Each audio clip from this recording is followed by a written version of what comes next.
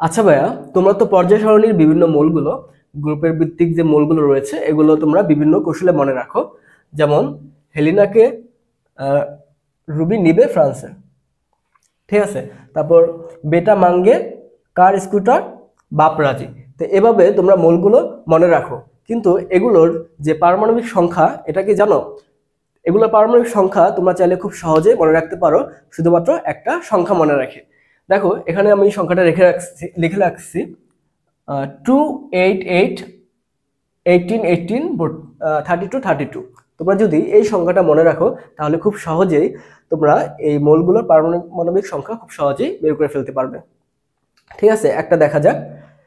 তো এক্ষেত্রে কি করতে হবে, মনে করো যে আমি আহ, মনে করো যে আমি এই গ্রুপটা পারমাণবিক সংখ্যা বের করব, ঠিক আছে। তাহলে একটু খেয়াল করো যেখানে কয়টা মৌল রয়েছে, একটা দুইটা তিনটা চারটা মৌল রয়েছে। এবং প্রথম যে মৌলটা রয়েছে এটার পারমাণবিক সংখ্যাটা আমাদের জানতে হবে। প্রথমে রয়েছে কপারের পারমাণবিক সংখ্যা কত? 29, এটা আমরা সবাই জানি। তাহলে এখানে বাকি থাকে কয়টা? একটা দুইটা তিনটা, ঠিক আছে। এখন তাহলে আমাদের পিছনের দিক থেকে এই তিনটা সংখ্যা আমাদের অ্যাড করতে হবে পার মৌলের জন্য। যেমন আমরা যদি সিলভারের পারমাণবিক সংখ্যা বের করতে চাই তাহলে কপারের সাথে কত যোগ করতে হবে? 18। কপারের সাথে 18 যোগ করলে কত? 47। তাহলে সিলভারের পারমাণবিক সংখ্যা 47 বের হয়ে গেল। তারপরে যদি আমরা গোল্ডের পারমাণবিক সংখ্যা বের করতে চাই তাহলে এর পরের সংখ্যাটা হচ্ছে 32। এভাবে 32 যোগ করে দিলে আমরা গোল্ডের পারমাণবিক সংখ্যা 79 পেয়ে যাই। এরপরে যে মোলটা রয়েছে এটাও যদি আমরা বের করতে পারি, পরের এই 32টা শুধু যোগ করে দেব, ঠিক আছে।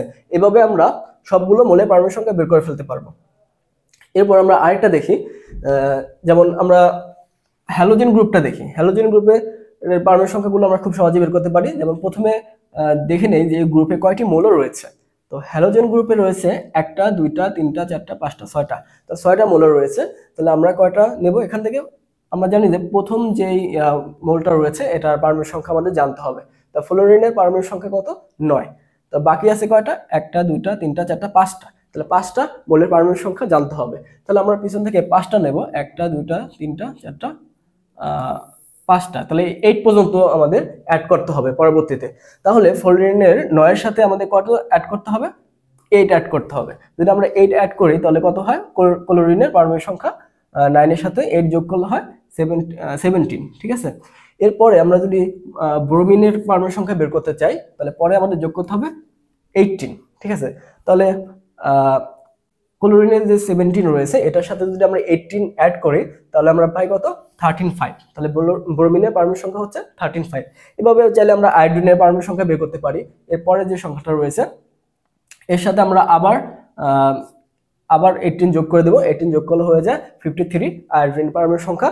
এরপর চাইলে আমরা এদেরও পারমাণবিক সংখ্যা বের করতে পারি। এখানে আছে 85, আমরা কত যোগ করব?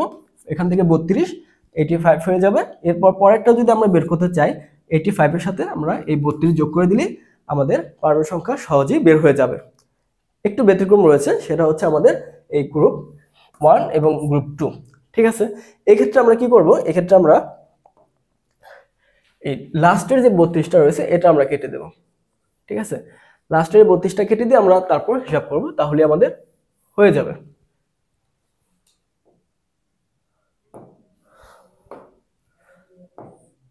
ঠিক আছে,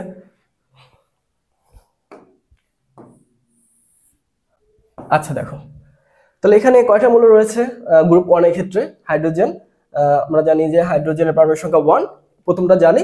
প্রথমটা ব্যতীত আমাদের বাকিগুলো বের করতে হবে। তাহলে বাকি কি কয়টা আছে? একটা দুইটা তিনটা চারটা পাঁচটা ছয়টা। তো 6টা মৌল রয়েছে, ঠিক আছে। তাহলে আমাদের পিছন থেকে 6টা সংখ্যা নিতে হবে। তাহলে একটা দুইটা তিনটা চারটা পাঁচটা ছয়টা, এই 6টা নিতে হবে। তাহলে আমাদের সবগুলোই নিতে হবে এর ক্ষেত্রে, ঠিক আছে। তাহলে আমরা জানি যে হাইড্রোজেনের পারমাণবিক সংখ্যা 1, ঠিক আছে। হাইড্রোজেনের পারমাণবিক সংখ্যা 1 হলে পরে যে লিথিয়ামের পারমাণবিক সংখ্যা এর সাথে যোগ করতে হবে কত? 2। তাহলে লিথিয়ামের পারমাণবিক সংখ্যা হবে কত? 1 আর 2 যোগ করলে 3। সোডিয়ামের পারমাণবিক সংখ্যা পরে কত যোগ করতে হবে বলো? 8 যোগ করতে হবে। 8 যোগ করলে 11। এর সাথে আমাদের পরে যোগ করতে হবে আবার 8, 19 পটাশিয়ামের পারমাণবিক সংখ্যা। এরপর রুবিডিয়ামের সাথে আমরা যোগ করতে হবে 18, তাহলে আমাদের 37 হবে। এরপর আমরা সিজিয়াম এর সাথে আমরা আবার 18 যোগ করব, তাহলে হয়ে যাবে 55, এটা বের করতে পারবো। এবং সবার শেষে যে ফ্রান্সিয়াম রয়েছে এটা বের করতে গেলে আমাকে এই 55 এর সাথে আমাকে এই 32 যোগ করে দিতে হবে। তাহলে 55 এর সাথে 32 যোগ করলে হয় 87। তাহলে ফ্রান্সিয়ামের পারমাণবিক সংখ্যা 87।